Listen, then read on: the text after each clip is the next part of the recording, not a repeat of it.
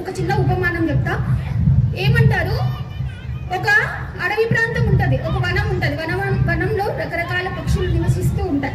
రకరకాల పక్షులు నివసించినప్పుడు వాటిని ఆధారంగా చేసుకొని జీవించే బోయవాడు ఉంటాడు. అంటే పక్షులని కొట్టి చంపి అమ్ముకునే వాళ్ళు ఉంటారు కదా, అలాంటి బోయవాడు ఉండి పక్షులని రోజు వేటకెళ్ళాలి, గింజలు చల్లాలి, వలేయాలి, పక్షులను పట్టుకొని రావాలి. పక్షులను పట్టుకొని వచ్చి తన కుటుంబ సభ్యులు తను ఆరగించాలి.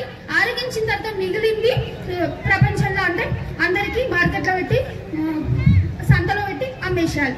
ఇలా దినదిన చర్య అంటే కూటి కొరకు కోటి విద్యలు అన్నట్టు ఇది ఈ విద్యని ఏది బోయ విద్యను నేర్చుకొని ఆ పక్షులని సంహరించుకుంటూ తన కుటుంబ పోషణ చేసుకుంటున్నాడు.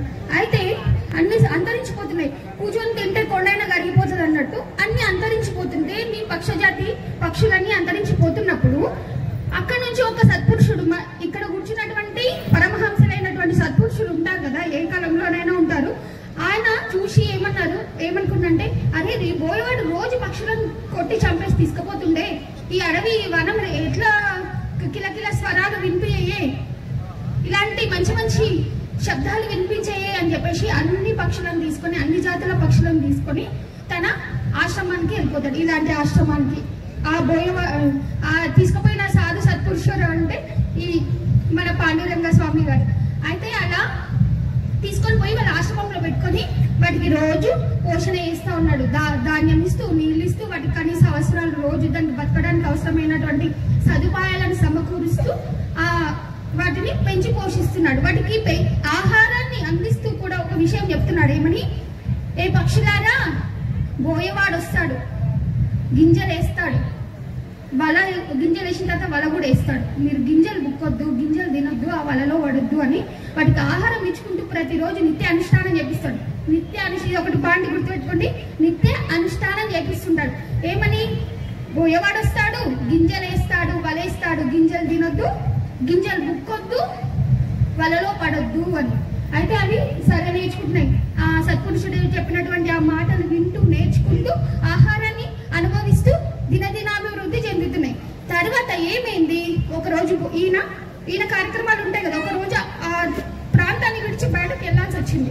వెళ్ళిన రోజున ఏమైందంటే, ఆ బోయవాడు చూశాడు, అనే పక్షులన్నీ ఎక్కడ పోయినాయని వెతుక్కుంటూ ఆ గమ్యం అనుకుంటూ పోతూ ఉంటే ఒక ప్రాంతంలో ఆ చిలుకలన్నీ గూళ్ళల్లో ఉన్నాయి. ఆ పక్షుల రకరకాల పక్షులన్నీ ఆ గూళ్ళల్లో ఉన్నాయి. గూళ్ళల్లో ఉన్నప్పుడు ఈ బోయవాడు ఆ గూటి వైపు చూసి, ఆహా ఈయననేనా అన్ని వనంలో ఉన్న పక్షులన్నిటిని తెచ్చి ఇక్కడ పెట్టిండు అన్నాడు. అప్పుడు ఏమనుకున్నాడు, ఆహా లేదు కదా, ఈ సంరక్షకుడు బయటపోయిండు, ఆ సత్పురుషుడు ఎవరో తెచ్చిపెట్టిండు, ఆయన బయటపోయింది, ఇప్పుడు మనం పని చేసుకుందామని చెప్పేసి వాటికి గింజలు చల్లిండు, వల వేసిండు. అప్పుడు పక్షులు ఏం చేస్తున్నాయి, వస్తున్నాయి, వచ్చి గింజలు తింటున్నాయి, వలలో పడుతున్నాయి, గింజలు తింటున్నాయి, వలలో పడుతున్నాయి. ఏమనుకుంటా పడుతున్నాయి, వేటగాడు వస్తాడు, గింజలు వేస్తాడు, గింజలు బుక్కొద్దు, వలలో పడొద్దు అనుకుంటూనే గింజలు బుక్కుతున్నాయి, తింటున్నాయి, వలలో చిక్కుకుంటున్నాయి, తీసుకుపోతుంది.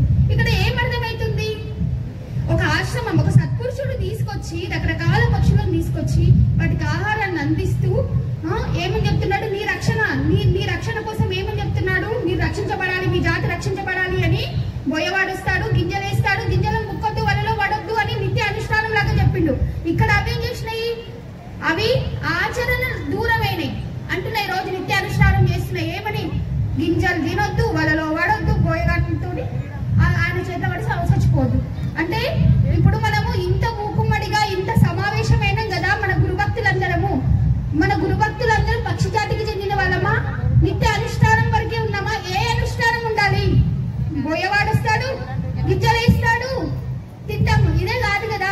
ప్రతి గురుపుత్రుడు ఏం చేయాలంటే సాధన చేయాలి, ఆచరణలు పెట్టాలి. ఎప్పుడు ఆచరణ పెడతామో, ఎప్పుడు నిత్య సాధన చేస్తామో, గురువు చెప్పినటువంటి కీలకాన్ని పట్టుకుంటాము, అప్పుడు మనము ఈ వలలో నుండి ఆ గింజలు బుక్కము, ఆ వలలో పడము, మనదనేది నశించబడదు. అంటే దీంట్లో ఆంతర్యం ఏంటంటే ఆచరణ యోగ్యమై ఉండాలి. ప్రతి సాధన ఏమంటారు, నిద్ర వచ్చే వరకు సచ్చే వరకు ఆచరణతో